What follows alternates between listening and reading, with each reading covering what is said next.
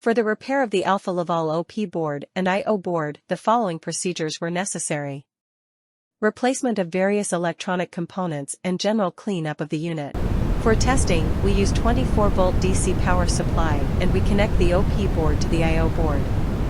As soon as we turn it on, the unit reacts and the screen lights up.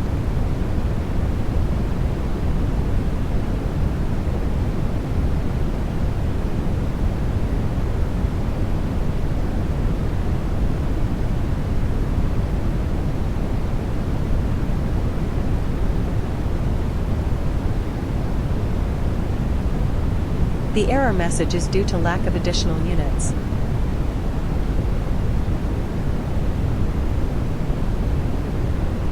It is now clear that the Alfa Laval boards are working successfully and are ready to be delivered to the client.